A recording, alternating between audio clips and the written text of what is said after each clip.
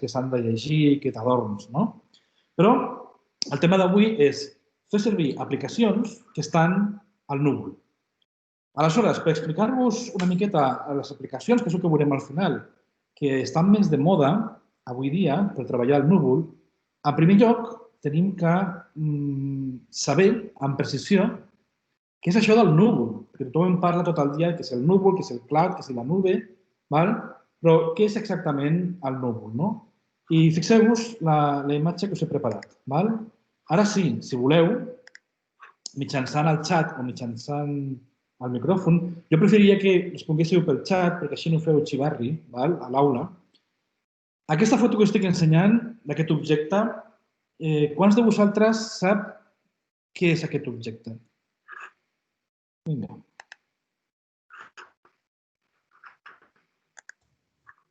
Podeu escriure al xat si alguna vegada l'heu vist o el coneixeu o sabeu per què funciona. Heu vist i tocat mai un? Per què servia o per què serveix?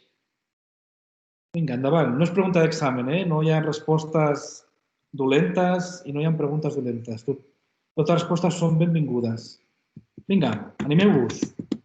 Si no ho sabeu, també és una resposta vàlida, No sé què és. Es triga molt poquet en teclejar això. No tinc ni idea. I és una resposta vàlida i correcta. És una enquesta, no és un examen. Ningú s'anima? Ningú vol posar res al xat de si el coneixeu o no el coneixeu? A veure, ara comencen. No ho sé, diu un. Vinga, qui ho coneix? Que digui sí. No sé què collons és esto. No ho coneixem? No sé. Bueno, la majoria no ho sap i no ho coneix. Molt bé, no passa res. És normal que no ho coneixeu. La pregunta, l'Oriol em demana que la repeteixi, és aquesta. Aquesta foto, fixa't en aquesta foto. Aquest objecte. L'has vist mai? L'has tocat? Saps què és? Saps per què serveix?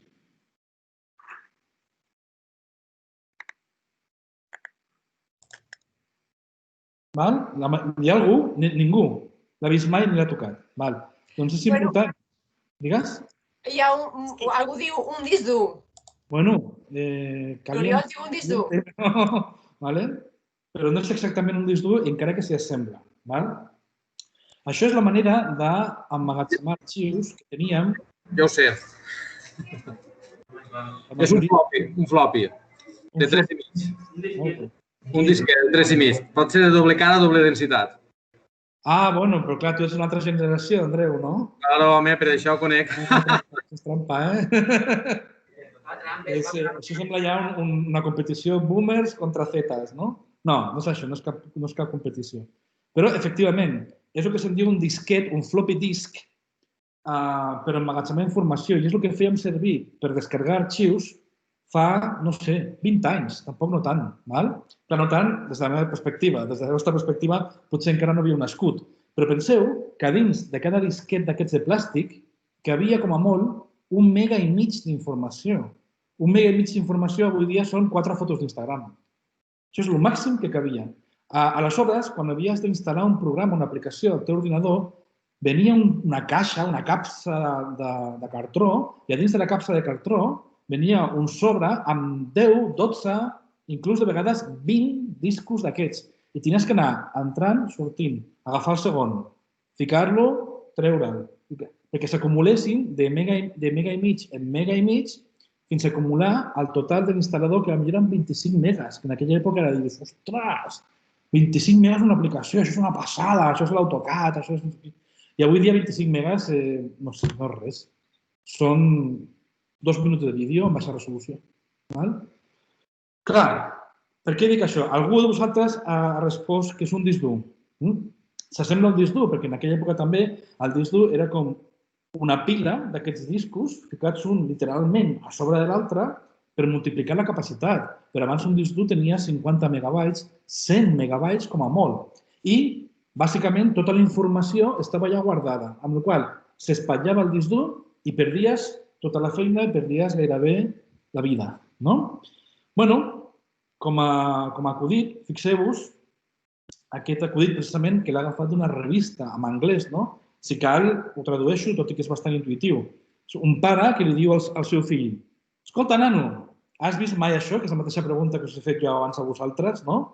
I el noi diu: hola, quina passada! Diu: has imprès en 3D el icono de guardar, no?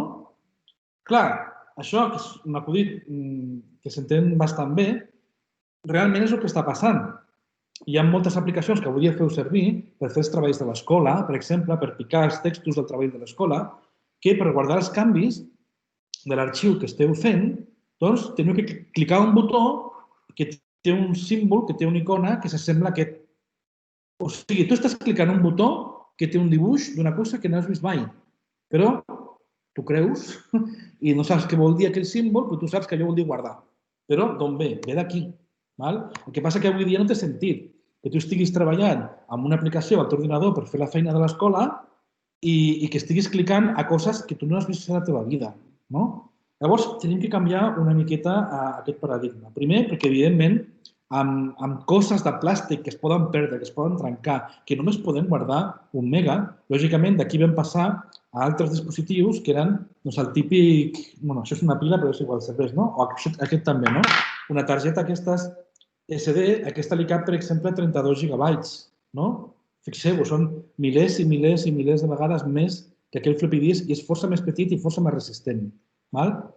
Però encara depenem de l'USB o encara depenem de la targeta aquesta on hi ha la feina, l'entrega de final de curs, que el dia abans fa la casualitat que el gos s'ho ha menjat i no puc entregar la feina a final de curs. Ja sabem del que parlem, no?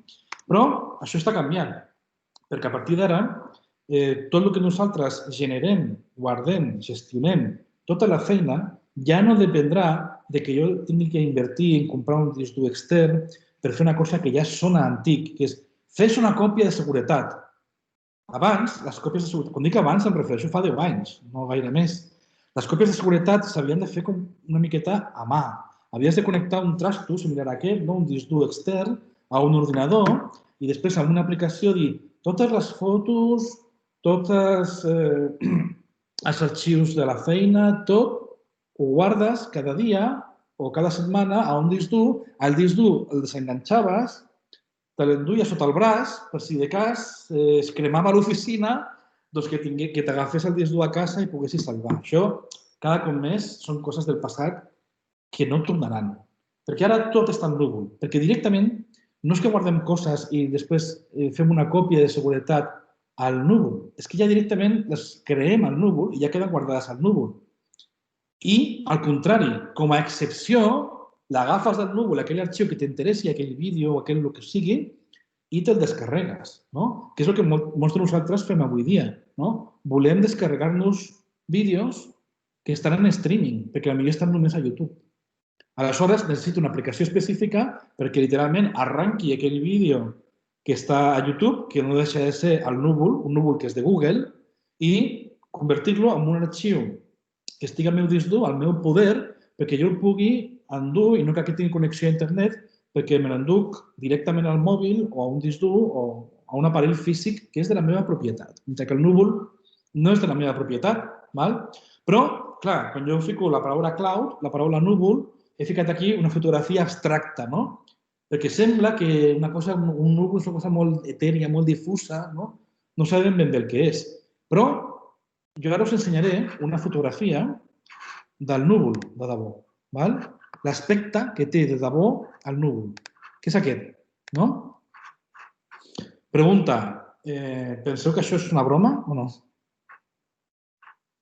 Si us dic que el núvol és això, que sembla l'Acadèmia Hogwarts de Harry Potter, penseu que m'estic quedant amb vosaltres o no? Què dieu? No? Que no, van dient que no tothom. No ho sé, hi ha un no ho sé. O sigui, quan dieu no, dieu que això no és el núvol. No us ho creieu. Si voleu... Que sí. Igual us estic curant aquí una broma... La Mariona i l'Àlvaro diuen que sí ho creuen. No? Molt bé. Bons nanos. Doncs sí, efectivament. Això no és el núvol, és una part del núvol. Aquest passadís que veieu aquí és un edifici que és de principis del segle XX, que està a prop de la ciutat de Chicago, als Estats Units, i que per dins, quan tu et passeges per dins, té aquest aspecte. O sigui, realment sembla de tot menys el núvol. El que passa que en altres estàncies d'aquest edifici, i sobretot als sòtans d'aquest edifici, està ple d'armaris i armaris i armaris i armaris amb ordinadors i discs durs. El que passa és que per sota, o sigui, tu quan passes pel carrer, no és una gran nau industrial de formigó que diu «Hola, sóc el núvol». És un edifici que sembla com una escola antiga, un institut antic, que no crida molt l'atenció. I per dins, doncs, està així. Té sentit que els edificis que realment alberguen el que és la infraestructura tan bèstia que és el núvol tinguin un aspecte tan discret? Per què? Vinga, idees. Aquí sí que, si voleu, podeu parlar o podeu teclejar. No serà més lògic que semblés com si fossin grans centrals nuclears? Allò que dius, no sé si mai heu passat per davant de la nuclear de Vandellós, que està al costat de la platja, que dona molta impressió, que dius, ostres, quin edifici més... que ja està desactivada, però l'edifici continua. Perquè són instal·lacions que tenen que ser d'alta seguretat. Per què? Perquè si algú ataca aquest edifici, si algú estampa un cotxe ple de benzina i incendia l'edifici, què passaria amb les nostres dades dels milions i milions i milions d'arxius? Se'n van. Aleshores, no només tenen que ser discrets, aquest edifici se sap públicament que està allà, que està a Chicago, però lògicament allà no està la majoria d'arxius. La majoria d'arxius estan en edificis que estan sota terra, en búnquers, que són capaços de resistir terratrèmols d'escala 8 o 9, inclús detonacions de bombes nuclears. Perquè ara tota la nostra vida, tots els nostres arxius, no només de les persones, sinó també dels governs i les empreses, estan a uns edificis que poden ser vulnerables. Però fixeu-vos també una altra curiositat respecte al tema de les dades. Si jo us parlo ara de la paraula contaminació, el primer que ens ve a la ment és contaminació de fum de l'aire. L'aire ve contaminat per fums negres que venen de cotxes o de fàbriques o del que sigui. I això és veritat, però no és l'únic tipus de contaminació. Hi ha moltes altres contaminacions, o pol·lucions, si voleu dir, que són invisibles. I una d'elles és la contaminació digital, virtual, de dades. Us ho parlaré amb un llenguatge que entendreu millor, no tan tècnic i tan seriós. Un exemple clar de contaminació digital. Totes les tonteries que diem al cap del dia a les xarxes socials. La majoria de TikToks, la majoria de Twitters, la majoria de tot, honestament, quin valor tenen? La majoria és porqueria, no ens enganyem. Però, sigui porqueria o no, que això és un judici de valor que faig jo, la veritat és que fixeu-vos en aquest gràfic. Aquest gràfic només compara dues dades. La barra de color blau és el volum de dades que la humanitat va generar només a l'any 2014. Fixeu-vos en l'escala. Que això és tan gran que no es mesura en gigabytes, es mesura en zettabytes, que són milers de milions de gigabytes. Això és una unitat totalment infinita. Comparat amb el volum de dades groga, que és el volum que va emmagatzemar la humanitat des de 1986 fins l'any 2011. És a dir, com aquesta tendència va a més i és exponencial, què vol dir?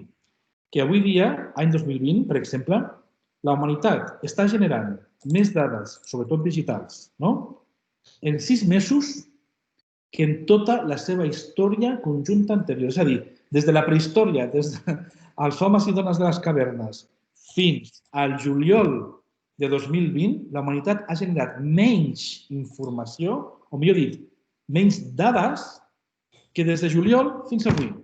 Què us sembla? Us provoca neguit, això? Us deixa indiferents? Què penseu que passarà aleshores dintre d'un parell o 3 d'anys? Què farem? On guardarem els arxius? Hi haurà espai? No? Aleshores, vosaltres, dins de la vostra petita responsabilitat individual, que ja comenceu a ser nois i noies amb una certa edat, què faríeu per lluitar contra aquesta contaminació digital i aquesta mena d'apocalipsis del final de les dades que tenim per sobre? Un primer acte de responsabilitat, igual que us dic, si us plau, recicleu, una bona resposta, Álvaro, tecnologia quàntica. El que passa que la tecnologia quàntica encara està poc desenvolupada. Però sí, realment és una esperança, molt bé. Suposo que ja us han fet alguna xerrada anterior respecte a la computació quàntica, però independentment de que arribi tecnologia quàntica o no, i vosaltres, igual que nosaltres o vosaltres sou responsables de no contaminar o de contaminar el mínim, reciclar el màxim que pugueu, paper, vidre, realment és molt important. Doncs intenteu no contaminar digitalment. No estic dient, deixeu de fer servir TikTok o coses d'aquestes, no? Us podeu, evidentment, internet també està per divertir-se, no? Però tenim que fer una cosa, perquè penseu, de cada 100 fotos que disparem amb el mòbil, per exemple, quantes realment penseu que tornareu a veure dintre de 5 anys? Un 1%? Què passarà o què passa amb el 99% de les fotos que fem cada dia? I fem moltes. No aniran enlloc. No imprimirem àlbums com es feia antigament, no els guardarem en una capsa de sabates, res d'això. 25% jo crec que és optimista. Però fixeu-vos que ens tenim que acostumar, clar, Andreu, ens tindrem que acostumar al concepte de reciclar dades. Reciclar dades vol dir que les perdrem per sempre per deixar espai físic a que puguem emmagatzemar al núvol les dades noves que vindran i només quedaran permanentment guardades, potser, dic un 1%, sent optimista. Molt bé, segueixo, que ja queda poquet d'aquesta petita presentació. Aquí us presento una foto que he tret d'internet, lògicament, del segon gran protagonista de 2020, perquè el primer està clar que és l'Innombrable. Però, com a conseqüència de l'Innombrable, tenim el segon gran protagonista, que és el teletreball. Vosaltres encara potser, anava a dir, sou prou joves per teletreballar, però és mentida, perquè quan feu feines a l'escola des de casa sou tan teletreballadors com ho puc ser jo, que també treballo des de casa. Això és la fotografia ideal, perquè és un model del teletreballador ideal, tot ben ordenadet, 3 ordinadors, 2 teclats, tot ben endreçat. Lògicament, com és una foto de màrqueting, com és una foto d'un model, és mentida o és veritat a mitges. En realitat, què vol dir el teletreball? Sobretot per a les persones adultes, que són les que tenen que fer-ho a canvi de calés. Quan tens fills petits, això és el que hi ha. O, per exemple, si no tens fills petits, pots tenir un altre panorama que pot ser aquest. Això és la portada d'una revista molt famosa, americana, que es diu New Yorker, de fa un parell de setmanes, em sembla, que és una teletreballadora típica. Què passa? Igual que em passa a mi mateix. Jo només em veieu d'aquí cap a dalt. Evidentment, jo no estic despullat per sota ni res, no us imagineu coses rares. Estic a l'oficina, però aquesta noia està a casa seva i de la webcam cap a baix pot fer el que vol. Hi ha 2 gats, hi ha caos, hi ha mascaretes tirades pel terra. També podria ser una mica més endreçada aquesta noia, però en qualsevol cas és el que tenim. Perquè a partir d'ara hi ha coses, com diuen molt sovint a la tele, quan hi ha desgràcies, quan hi ha noves tecnologies, o quan hi ha pandèmies com aquestes. Hi ha una frase que la diuen moltíssim als telenotícies, que és «ha vingut aquí per quedar-se». I ho han repetit fins a la sacietat a les notícies que el teletreball ha vingut aquí per quedar-s'hi. Què succeeix? Això inclús ha portat els governs a canviar lleis. Perquè ara, fixeu-vos en aquest dibuix d'aquesta noia. Té el seu portàtil a sobre de diferents llibres per elevar, com si jo la faig així, el mateix, per elevar l'alçada del portàtil, perquè probablement l'ordinador sigui seu. L'ordinador sigui seu. Vosaltres, i ara també us torno a donar la paraula, perquè no sigui jo només tota l'estona, Quan vosaltres feu treballs per l'escola, suposo que ho feu amb un ordinador portàtil, no? Petit, més gran, o un ordinador que tingueu a casa. Aquest ordinador és vostre? Sí, és vostre. Però us l'heu tingut que comprar vosaltres? No vull tafanejar, no vull entrar en la vostra privacitat. És a dir, en el cas de les escoles, l'escola pot dir anem a comprar 25 ordinadors portàtils perquè tothom tingui el mateix. Perquè llavors l'escola es comportaria com si fos una empresa. Quan vosaltres, dintre d'uns anys, comenceu a treballar per una empresa o de manera individual, depèn del que toqui, fareu servir el vostre ordinador o penseu que és l'empresa qui té que comprar-vos l'ordinador per fer les coses de la feina? Què penseu? Dieu empresa o particular? Particular és que jo treballo amb el meu ordinador. Empresa és que l'empresa em compra l'ordinador i me'l porta a casa. La lògica que us diu que té que ser l'empresa. Molt bé, particular. Hi ha disparitat de criteris. Jo ara, al xat, us vaig escriure unes sigles, un acrònim, i després explicaré què vol dir. Fixeu-vos.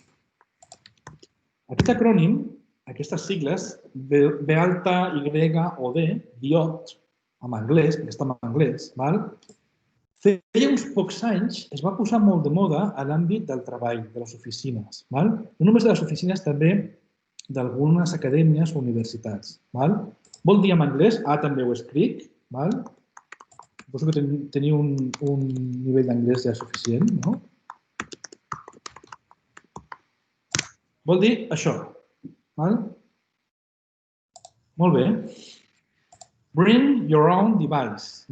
Porta't el teu... No diu ordinador, diu device. Perquè pot ser que tu vinguis a treballar o a estudiar, per exemple, amb un tablet, com aquest. Però és el teu. Això moltes empreses ho fan. Perquè abans que vingués la pandèmia, l'únic que feien era jugar a l'oficina, però l'oficina o l'aula, però l'aula o l'oficina només tenia cadires i taules, i endolls, i llums, i ja està. Que és el que ara molta gent treballava, inclús, evidentment, abans de la pandèmia, però quan passi la pandèmia tornarem, una cosa que se'n diuen els coworkings. Els coworkings són oficines per gent que treballa sola, autònoms, que cada dia van a un lloc on treballen 50 persones més, posem per cas, però tu no tens una taula fixa. Tu agafes la primera taula que vegis, el primer lloc, la primera cadira que vegis que està lliure, com si fos una mena de cafeteria, seus allà amb el teu ordinador i comences a treballar. Però clar, això són treballadors que són autònoms. Si és una empresa, doncs si es trenca l'ordinador, perquè tu has fet un ús personal, no s'hauria de barrejar. Per què dic això? Perquè igual que no s'ha de barrejar un ús personal del teu dispositiu, tampoc s'ha de barrejar un ús personal o empresarial o professional de les vostres dades. I això ens porta a lo següent.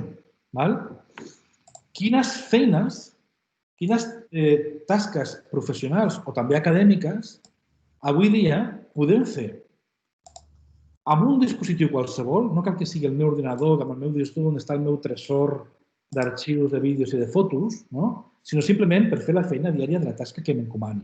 A lo millor, dic, podria ser, o una pregunta que us faig, tampoc em vull ficar massa, lògicament, en la vostra privacitat, però l'ordinador que feu servir per l'escola és l'ordinador que feu servir també com a vostre personal, per fer les vostres coses particulars? És a dir, on guardeu les fotos de les vostres festes? No ho sé, m'és igual, vull dir, és una pregunta retòrica. La pregunta la faig per fer-vos una miqueta pensar. A mi, l'escola m'ha donat un portàtil que potser té unes aplicacions instal·lades, que tinc un espai al núvol de l'escola per poder guardar els treballs de l'escola o tot el que estigui relacionat amb la feina de l'escola o de l'institut, però jo després vull fer servir el meu ordinador per connectar-me, jo què sé, a Netflix i veure una sèrie. És correcte això? Què penseu? O l'ideal seria tenir un ordinador per coses de casa i privades meves i un ordinador per l'escola?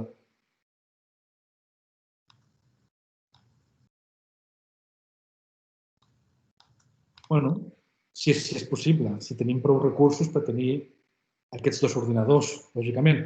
No cal que siguin dos ordinadors. Pot ser un ordinador i després, per les coses de casa privades, amb l'smartphone o amb el tablet, ja en tinc prou. Podria ser perfectament. Aleshores, quin tipus de tasques podem fer avui dia de tal manera que tot el que jo produeixi o treballi amb ell no estigui guardat al disc dur del meu dispositiu, sinó que estigui guardat al núvol. Per què? Perquè si el dia de demà aquest ordinador de l'escola es trenca, es perd, me'l roben, el que sigui, o el curs que ve jo marxo a viure a una altra ciutat o inclús a un altre país, el que fos, jo puc recuperar de manera instantània tota la meva feina encara que tingui que fer servir un altre ordinador que potser ni és meu, que està en un altre lloc, però mentre tingui connexió a internet. Jo aquí he ficat un llistat de mínims. Lògicament, aquest llistat és més llarg i el podem completar, si voleu, amb les vostres suggerències. Per exemple, tinc que fer un treball. Tinc que escriure un treball, una redacció per final de curs per l'assignatura d'anglès, posem per cas. Opció A. Amb l'ordinador resulta que tinc una llicència d'un programa que es diu Microsoft Word, on escric una redacció en Word, després la guardo, un arxiu doc, i després aquest arxiu doc li envio al professor. Pregunta, una altra pregunta que us faig. Aquesta manera de treballar és la que esteu acostumats? O sigui, agafeu una aplicació, feu un documento nuevo, una fulla en blanc, comenceu a escriure, guardeu l'arxiu, l'arxiu existeix en algun lloc i després l'arxiu l'envieu a algú o no?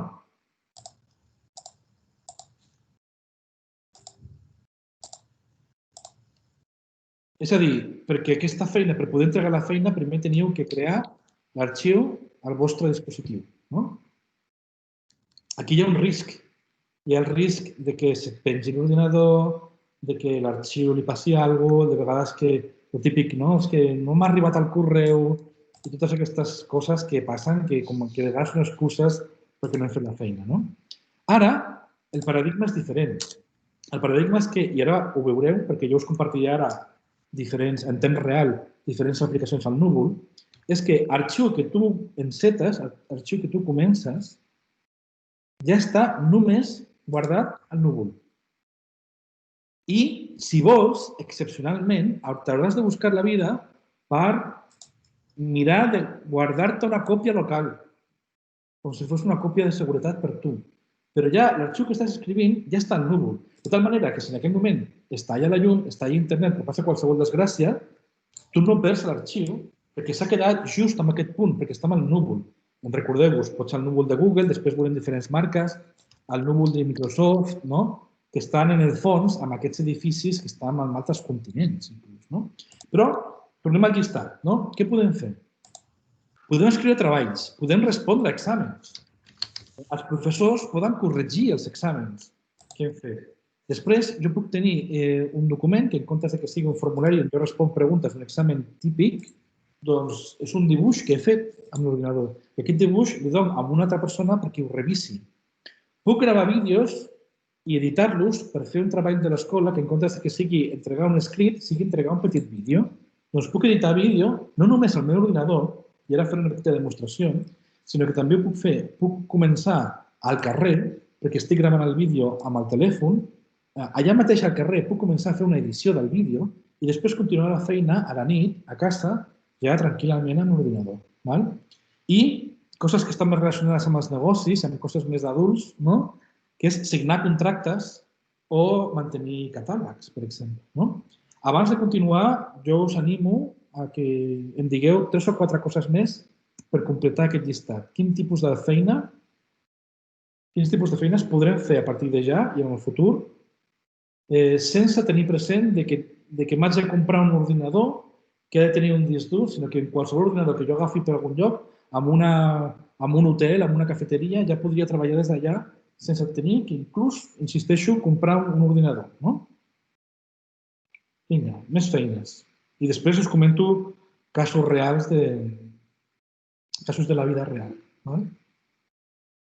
Vinga, un parell, entre tots.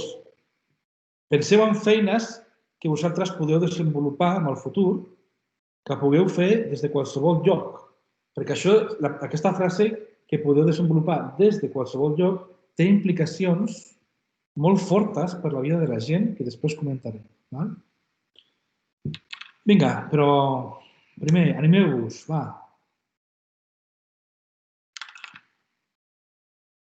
Ningú s'anima? Feines relacionades amb el cloud. Vale. Bueno. Vale, aleshores, per ajudar-vos una miqueta, jo faré una excepció i us parlaré una miqueta de la meva vida. Dius, ostres, aquest paio m'està parlant de la seva vida. Sí, us parlaré de la meva vida. Jo soc català, però no visc a Catalunya. I no visc a una ciutat. Jo visc a un poble d'Andalusia. Des de fa un any. Em vaig mudar perquè em convenia. Perquè ara visc a la natura, no em falta de res, els preus dels pisos són menys de la meitat, amb la qual cosa guanyes qualitat de vida. Quan jo vaig comunicar als meus amics i familiars que marxava cap aquí, em van dir, i de què treballaràs? La típica frase d'àvia, no? I què faràs allà? I jo vaig respondre, doncs, continuant la meva vida normal i corrent. Per què? Fixeu-vos que el 70% dels meus clients estan a Barcelona. El 30% dels meus clients estan a Àustria. Ha canviat el meu estil de vida de quan jo vivia a Barcelona ciutat? En el sentit laboral, dic? No. De fet, la majoria de gent ni se n'adona. Jo crec que la Pilar tampoc sabia que vivia a Andalusia. Però ha sigut un problema per desenvolupar aquestes xerrades? Oi que no? Molt bé. Per què? Perquè la meva feina, fonamentalment, pivota al núvol. Si no fos pel núvol, jo tindria ara mateix que buscar feina al camp, recollint espàrrecs, que és el que fan aquest poble. Però no, jo puc tenir la mateixa feina, conservar-la, i tenir més llibertat per escollir on viatjar. Què ha passat? Aquest any hi ha hagut la pandèmia i ja sabeu, perquè també les notícies m'aixaquen molt amb aquest tema, que diuen molta gent ha aprofitat per fugir de les ciutats i anar a viure al camp. Molta gent no són milions, perquè no tothom pot fer aquest moviment. Però cada cop serà més gent que podrà fer-ho. I vosaltres, no sé ara mateix a quina ciutat exacta o poble viviu, però tindreu llibertat. I quan dic un poble d'Andalusia, també estic parlant d'Austràlia. O estic parlant... Home, si aneu a Sibèria, igual no. Però podeu escollir de viure a llocs que abans no es podien plantejar perquè no hi havia feina. Ara sí, i tot depèn del núvol, sempre i quan vosaltres sigueu competents fent servir les eines que ara us presentaré. A Tortosa. Tortosa és una ciutat, no és tan gran com Barcelona, però Déu-n'hi-do, Tortosa, i a més està relativament ben connectada. Molt bé, doncs ja vaig a deixar de compartir... l'última diapositiva. Ara, per acabar, faré un repàs ràpid d'algunes de les eines que també formen part del meu dia a dia i que probablement formaran part del vostre dia a dia si vosaltres acabeu sent teletreballadors de qualsevol de les indústries. Podeu treballar de dissenyadors gràfics, podreu treballar d'indústries farmacèutiques, coses d'aquestes. Evidentment, encara hi ha feines que teniu que fer presència en algun lloc. Si sou biòlegs d'un laboratori farmacèutic, si sou metges cirurgians, no podeu fer teletreball. Però les feines de teletreball administratives igual són un percentatge prou gran perquè sigui molt probable que vosaltres acabeu fent feines des de casa i ja no teniu que... Jo me'n recordo quan anava a la universitat, tenia companyes de la universitat que venien de Tortosa i que després, quan van acabar la carrera, ja es van quedar a viure a Barcelona perquè era la millor opció.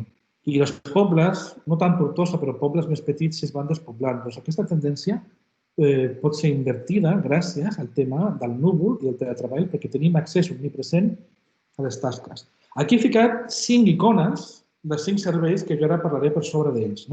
Un es diu Dropbox, potser que ja el feu servir, que va començar simplement per tenir una còpia de seguretat d'arxius al núvol, però que han evolucionat a una cosa força més interessant. L'Office 365, que és el Word, l'Excel, el PowerPoint, que ara estan englobats, abans te'ls compraves, anaves al Corte Inglés i compraves una capsa de cartró i allà venien els programes amb disquets, amb floppy disk, ara no.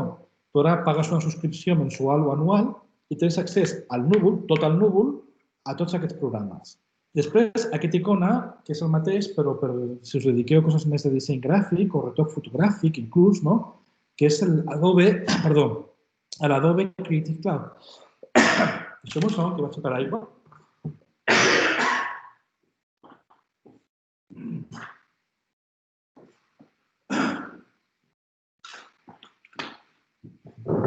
Ara, perdoneu. Que és per fer servir al Photoshop, a l'Illustrator, a l'Acrobat, aplicacions que són molt populars per disseny gràfic, disseny web, programació web també. A baix a l'esquerra tinc aquesta icona que és el de Google, el Google Drive. El Google Drive també forma part de la meva caixa d'eines. Jo treballo a diari amb el Google Drive per fer arxius tipus Word, arxius tipus Excel. Per fer també formularis faig servir l'Office 365. Per guardar arxius faig servir l'Adobe Creative Cloud i el Dropbox. I també, com treballo fonamentalment amb dispositius d'Apple, amb ordinadors d'Apple, també treballo amb el núvol propi d'Apple, que se'n diu iCloud. Aquests serien només 5 exemples, però lògicament hi ha moltíssims més.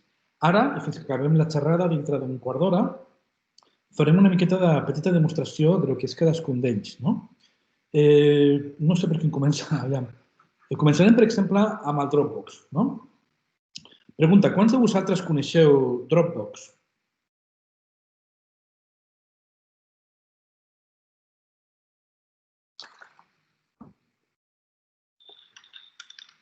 Oriol?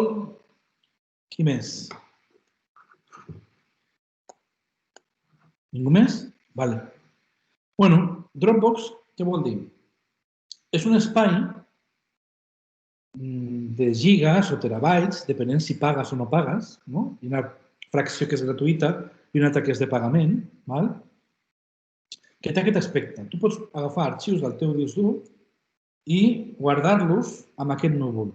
Per què? Te'n vas a viure a l'altra punta del món, amb un altre ordinador que t'has comprat allà i amb el teu compte, que és el login i la contrasenya de Dropbox, tens accés a tots els teus arxius.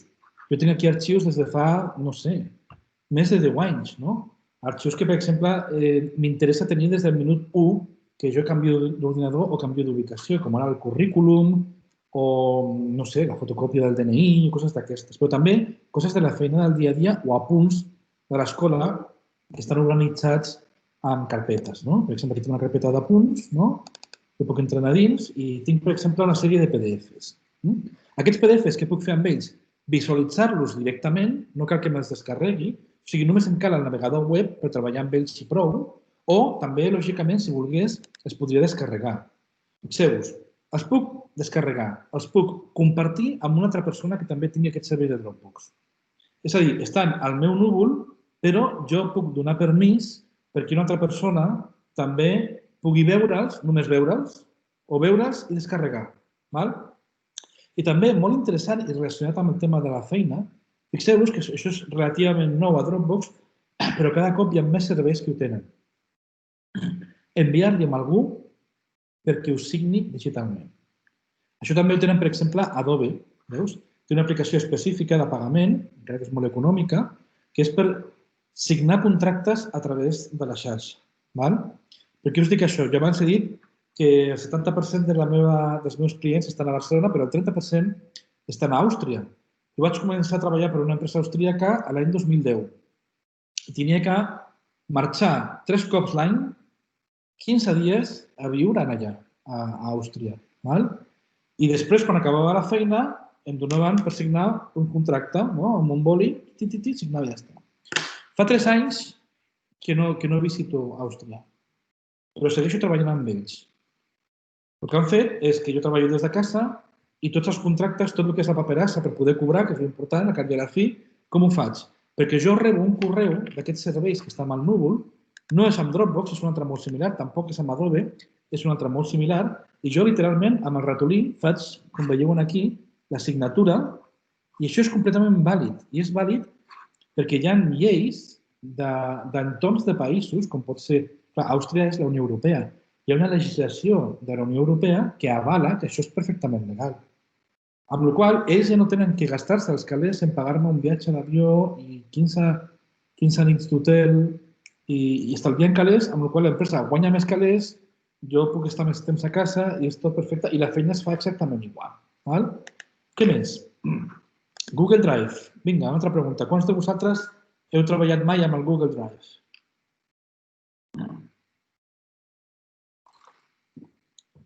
Suposo que més gent, no? Tots, no? En part, per què? Perquè fa uns anys Google va plantejar a tots els instituts i universitats, tant si eren públics com privats, que canviessin el seu sistema de correu electrònic per tot el que és Google.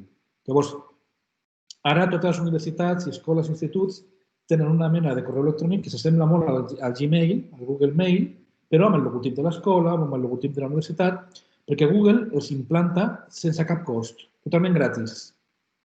Però no només és el correu electrònic, també és el Google Drive i tot el que implica. Què puc fer jo amb el Google Drive, a part del que ja podia fer, per exemple, amb el Dropbox, pujar arxius, compartir arxius, que això és el més avorrit, no? Fixeu-vos que això és la pantalla del Google Drive i jo puc fer un nou arxiu que ja es crea directament al núvol. No és que jo el creï amb una aplicació que em descarrego i treballo el disc dur. No, es creen directament al núvol. Puc fer documents per escriure. No? Això que diu documentos de Google, que és com si fos el Word. Però si jo faig un document en blanc, ara mateix, aquest document no existeix al meu disc dur. O sigui, el meu ordinador es podria trencar ara mateix, toco fusta, que no es trenqui, val? Però jo aquí podria fer un treball d'una assignatura de l'escola. No? I si em trenqués l'ordinador, jo podria anar a casa d'un amic i amb el seu ordinador faig un login amb el meu compte de Gmail, això ja sabeu de sobres com funciona i podria continuar. Però bé, a part de documents d'aquest tipus, jo puc fer fulls de càlcul, puc fer presentacions del tipus PowerPoint, puc fer formularis, que els formularis poden servir per fer una enquesta o també pels professors per poder fer un examen avaluat. És a dir, que hi ha respostes que són correctes o incorrectes i vosaltres només accediu a aquest formulari per respondre. Però encara hi ha més coses, no? Podrem fer dibuixos, podem fer pàgines web, hi ha una altra opció que es diu Google Site, no? I altres coses més. Val? Un altre exemple, no sé si el tinc per aquí. Aquest és d'Office 365, és a dir, el que és l'Office de Microsoft. Val? A Microsoft, com és la competència de Google, doncs el mateix. No? Tens, per una banda, aquí tens el Word, l'Excel, el PowerPoint, l'Outlook, que seria com el correu electrònic, lògicament, i després el OneDrive, que el OneDrive és simplement com el Dropbox, per guardar arxius al núvol i després compartir-los si vols. No? Aquí, per exemple, fixeu-vos, jo he fet servir un que és el Microsoft Forms, que és aquest d'aquí, que és per fer formularis. Igual que passa amb el de Google, per fer enquestes o per fer un examen. Si jo ara fos un professor i us volgués ficar un examen de demostració de coneixement després de la classe d'avui, doncs faria un nou qüestionari. I és molt fàcil de fer ara. Simplement vaig afegint preguntes de diferents tipus, no? I aquí li dic, vinga, examen de final de curs, no? Agregar nuevo, tipus de pregunta, bueno, que sigui de resposta múltiple, no? Quants núvols hi ha? La pregunta és totalment retòrica perquè és una pregunta falsa, no? Però jo puc dir-li, doncs mira, més de 4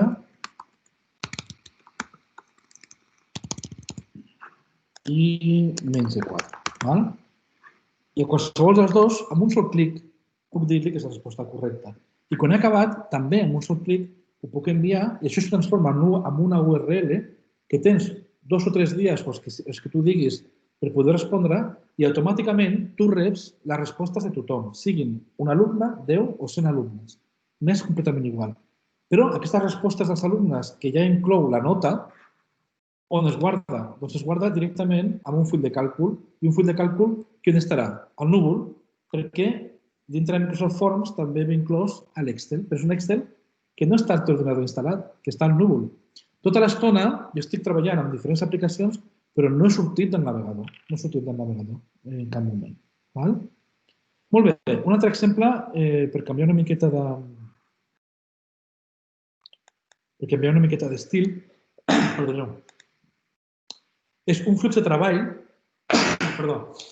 on jo puc començar no des de casa, no des de l'ordinador, sinó des d'un dispositiu mòbil, que pot ser o bé un smartphone, com aquest, o bé un tablet. Jo en aquest cas faré servir un tablet, i faré una simulació en la qual gravaré un vídeo amb aquest tablet, un vídeo de 10 segons, aquí al voltant i ja està, però no amb la càmera, no amb l'aplicació de la càmera, sinó amb una aplicació que ja em deixa editar vídeo, fer uns talls. Perquè tu quan graves vídeo, si mai heu fet un treball a l'escola on teniu que gravar en vídeo un de vosaltres que està parlant a un micròfon per fer un reportatge perquè ha anat a un lloc, al Delta, o explicar alguna cosa d'aquestes, ja sabeu que teniu que fer-ho de manera el més professional que sapigueu. Professional vol dir que teniu que fer com els directors de cinema, no? Teniu que dir 1, 2, 3, acció. I després, abans de començar a parlar a la càmera, tens que deixar passar 3 o 4 segons, perquè si no tens que fer el tall just en el moment que t'agrada, no? I aquí jo faré el mateix, no? Faré servir amb el tablet amb una aplicació que, a més de ser capaç de gravar, és capaç d'editar en temps real. Editaré amb els dits. Per un tall, també puc agafar, canviar la llargada per fer-la que vagi a càmera ràpida o càmera lenta, ficar els fotogrames en blanc i negre, no? O sigui, començar a treballar in situ. In situ vol dir al lloc on estic. I després, sense fer res d'especial, tornaré a l'ordinador i veurem la diferència. Vaig a fer una demostració, com us deia, en temps real, amb unes aplicacions que ja treballen només directament al núvol. N'hi ha moltes. Jo faré servir una, que és aquesta d'aquí, que és gratuïta, és d'Adobe, que es diu Premiere Rush. També està per Android, jo la faré servir des d'un iPad, però també està per Android, que és una aplicació per gravar vídeo i editar vídeo. Com funciona? Fixeu-vos. Ja l'obriré, compartiré així en temps real, perquè veieu que n'hi ha trampa. I faré un nou projecte d'edició de vídeo a partir d'un vídeo que gravaré aquí mateix, encara que sigui d'aquesta habitació.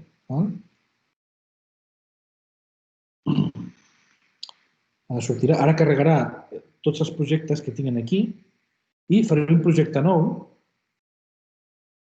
Fixeu-vos que pots fer un projecte nou a partir del que gravis ara mateix.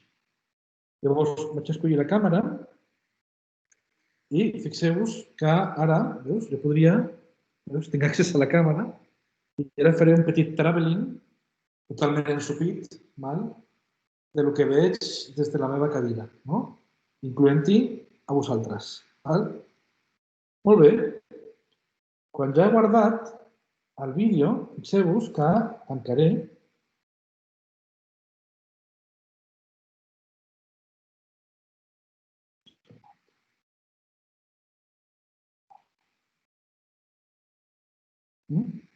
ara sortirà.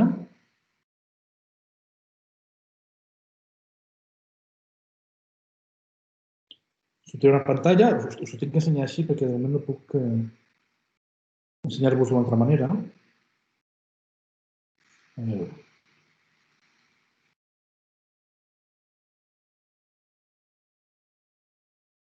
Encara està pensant, com podeu veure aquí, en aquesta roda, perquè lògicament ho té que processar i pujar al núvol.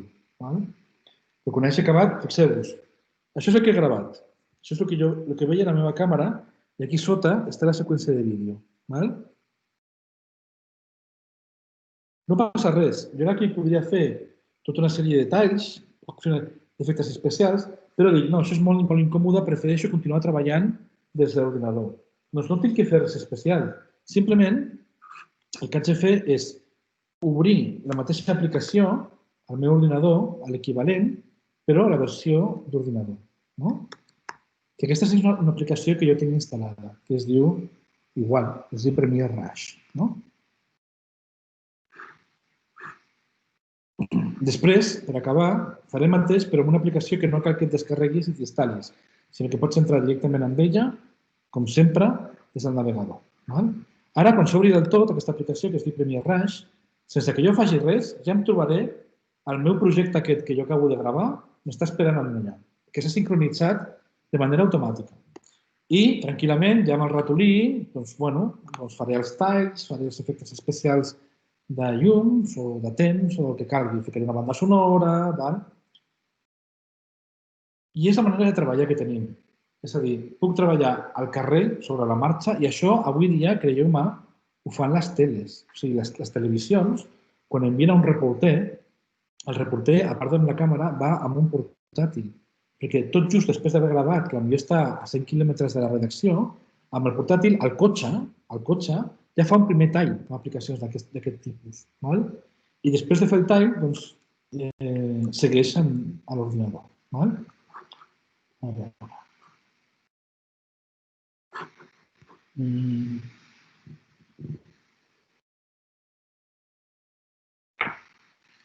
Es diu sin título, suposo que és aquí. Perquè no l'he ficat un nom encara, perquè estava fent una miqueta ràpid.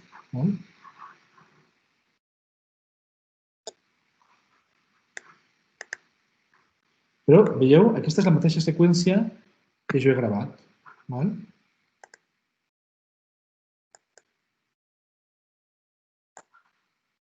I aquí esteu vosaltres.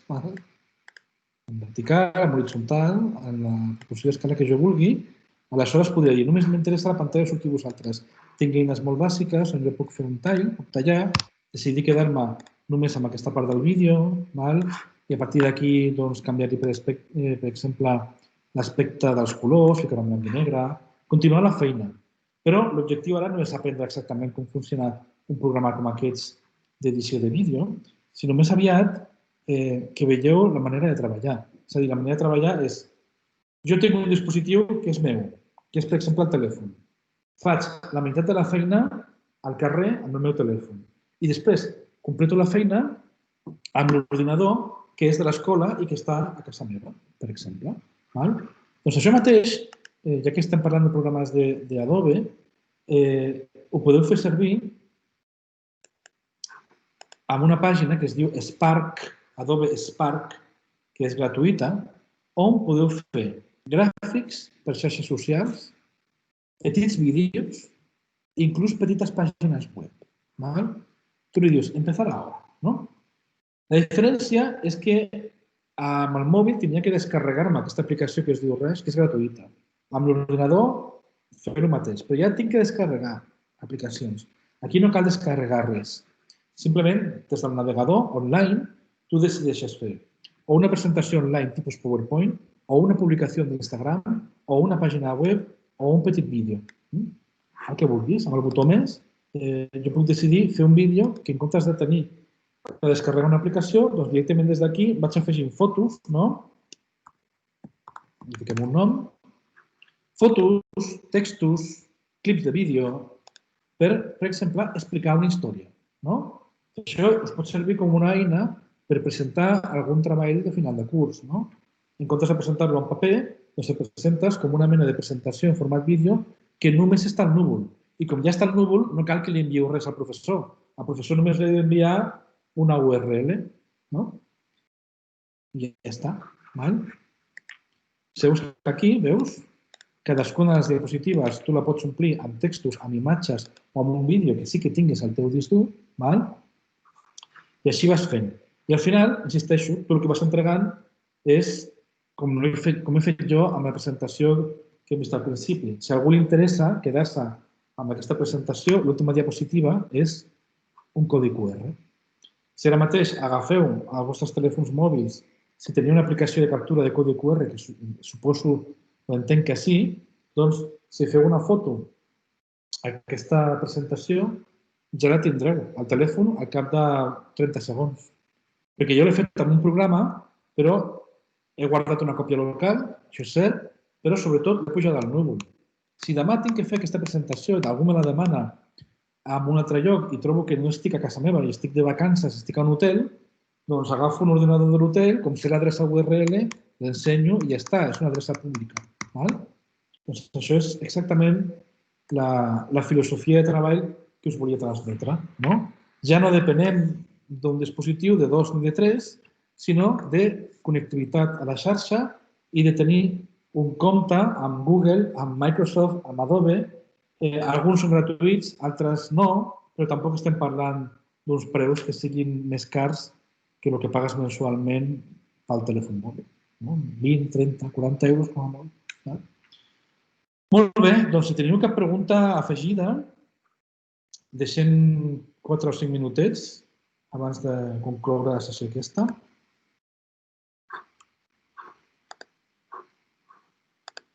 Dubtes, comentaris, qualsevol cosa que vulgueu afegir? No teniu cap pregunta? No voleu comentar res? Aprofiteu que tenim aquí l'Ignasi, que després sortiran tots els dubtes i no tindrem qui pugui resoldre'ls. Cap pregunta? Sí, endavant. Hi ha alguna eina... Bon dia. Hi ha una eina que estigui disponible per a fer, diguem, una eina intel·ligent, per dir, intel·ligència artificial, que ens ajudi a netejar aquesta basura o aquestes coses que no volem? Sí, el que passa que encara és una cosa molt primitiva, no perquè no existeixi la tecnologia, perquè de vegades la tecnologia no és el problema. De vegades el problema és les lleis i els drets de les persones.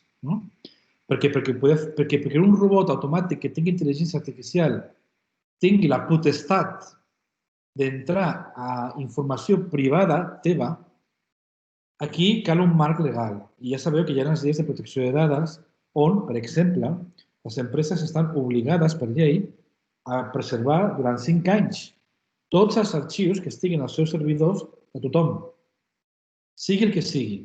Ara, si la teva pregunta va enfocada a una intel·ligència artificial que digui mira, tens 3 gigabytes al núvol entre fotos, PDFs, que tingui prou intel·ligència per dir escolta, això no fa servir mai, això és brossa. Ho esborro de manera unilateral, sense el teu permís. La tecnologia existeix, insisteixo, però el problema està que perquè aquesta tecnologia estigui validada necessitem un marc legal perquè després algú podia denunciar aquesta empresa per dir escolta, el teu robot ha esborrat unes factures de l'any passat que necessito i com les has exterminat, resulta que Hisenda m'ha fotut una multa. Et demando. Clar, qui és el responsable civil d'aquesta desfeta? Un robot? Un robot no és una persona, no és subjecte de llei.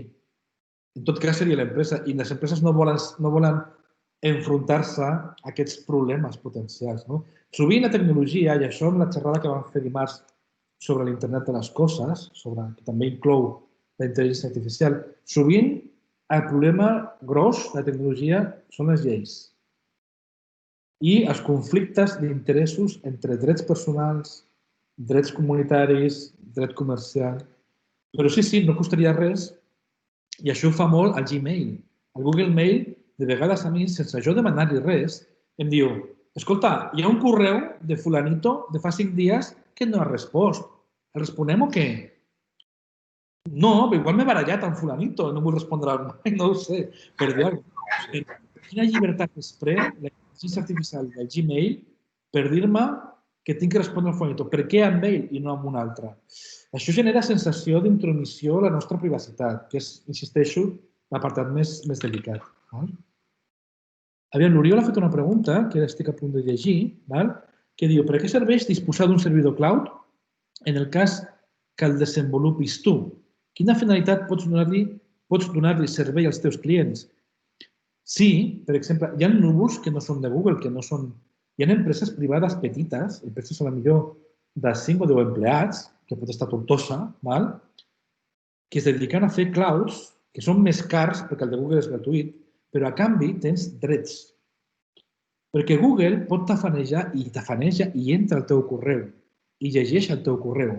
Perquè a canvi que sigui gratuït, tu li dones a un botó d'acceptar unes condicions que la majoria, no ens enganyem, no ens llegim mai, i entre aquestes condicions estan que l'usuari, o millor dit, el qui pot gaudir de les teves dades no són de la seva propietat. Tu ets propietari de les teves dades, però Google té dret a disfrutar-les. Disfrutar-les vol dir tafanejar. Llavors, hi ha empreses que això no els agrada gens ni mica, lògicament, empreses o particulars. Aleshores, tu, si vols, tu pots pagar, no sé, 100 euros al mes perquè una empresa que a més és del país, que és local, els seus servidors que estan a la millor mira, a prop de l'aeroport de Castelló hi ha un búnquer d'aquests de cloud, que tenen 4 pisos sota terra, no?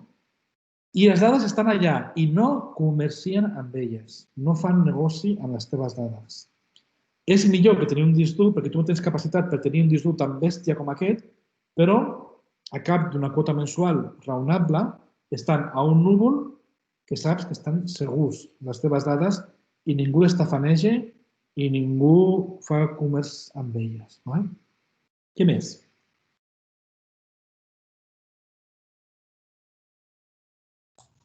Molt bé. Ja esteu animats per anar a viure al Pirineu? Una pregunta. Influeix l'acumulació de dades en la connectivitat? O el transport de dades? I si s'acumulen moltes dades, el núvol va pitjor? Sí, més o menys. Sí. Pensa que avui dia, 2020, més del 50% de les dades que circulen per la xarxa, no parlo de servidors, parlo també dels cables que connecten els servidors. És informació, són dades que no han generat un ésser humà. Les han generat màquines automàtiques o inclús servidors d'espam. Molts comptes de Twitter i molts tuits, per posar un exemple només, no estan escrits per humans, estan escrits per bots. Això sabem de les notícies, no? Els bots russos van influir en les eleccions nord-americanes, no? Però també hi ha màquines que parlen entre si, que és el que vam parlar en la xerrada de dimarts a l'Internet de les Coses, no? Màquines que parlen entre elles i no hi ha éssers humans per allà. Hi ha possibilitat de col·lapse? Sí, i és una possibilitat de col·lapse que fa 4 anys que ho anem parlant. Segons el principal fabricant de discs durs del món, que es diu Seagate, que és una empresa nord-americana, ells van dir a l'any 2014 que calculaven que per l'any 2018 la capacitat de fabricar discs durs no n'hi hauria prou per compensar la demanda de dades. I això és molt inquietant. El que passa que, com abans, un dels alumnes molt espavilat o diversos han respost amb el tema aquest de la computació quàntica, no? Que està molt bé, però al tanto que la computació quàntica encara està molt en bolquers. No ens en refiem que serà una cosa de 2022 o 2021, serà més aviat 2030. Però, lògicament, tenim que pensar que estem generant més informació que la infraestructura és capaç de pair. Fins ara no hi ha hagut grans talls. Fa 3 dies va haver un tall de Google que va durar 40 minuts, però va haver un enrenou brutal. 40 minuts de tall. Jo, quan era jove, quan tenia l'edat d'aquests nanos, un cop al mes marxava la llum. I marxava la llum 3 hores. I t'acostumes a sopar amb veles. Vull dir, no s'acaba el món. Però per l'apocalíptic que predia no fa 5 anys, no està sent tan apocalíptic com les prediccions que teníem, amb la qual cosa toquem fusta. Aviam, que tinc aquí una altra frase, no sé, suposo que també és de l'Oriol, que diu, però ja no és ser client del servei de cloud, sinó ser tu el servei que proporciona aquest servei a uns clients determinats. Si jo disposo d'un servidor cloud, primer de tot, Oriol, suposo que estàs preguntant en clau d'emprenedor, que tu igual t'has pensat muntar una empresa d'aquest tipus. No vull espantar-te, vull animar-te, evidentment, però la inversió que s'ha de fer inicial en hardware és elevada. Més que res, no és que els servidors siguin caríssims, és que tu tens que comprar servidors duplicats, triplicats, per si s'espatlla un, que la informació no desaparegui. Perquè quan la informació desaparegui, la demanda judicial a la qual tindràs que enfrontar-te et pot deixar totalment arruïnat. Un altre cop topem amb les lleis. Perquè si l'empresa tal, l'empresa d'arròs, que està per allà a prop, et diu, per culpa que tu no has mantingut bé els ordinadors, perquè has invertit poc en servidors, se m'ha perdut la facturació de 2021, et clava una demanda judicial pel valor de 2 milions d'euros, amb probabilitats de prosperar. És un negoci delicat, lògicament, però a canvi hi ha tanta clientela que és un negoci que és factible. El que passa que és un negoci que has de tenir molta formació, molta inversió inicial, perquè el primer fallo, la primera errada és l'última. No sé si m'explico. És com si tinguessis una central nuclear. Estic exagerant una miqueta. Que en una central nuclear la primera errada és l'última. Bueno, marxes del país. Bueno, aviam a quin país marxes, que no t'agafin, no t'enxampin. Bueno, he exagerat molt, Oriol, he exagerat molt. Em sembla perfecte que la teva aspiració sigui muntar. Jo conec diferents empreses que són petites, et dic 4 o 5 empleats, que se dediquen a això per cobrir una demanda local. Clar, dius, munto una empresa d'emmagatzematge, compro 4 servidors, 4 racks, que em costa cadascun a lo millor 45.000 euros, val? Per donar servei arreu del món. I el dia següent t'arriben 5 clients nous de l'estranger. Què fas? Ups! Jo ho faria més aviat a nivell local, per donar servei comarcal o regional. Val? Què més?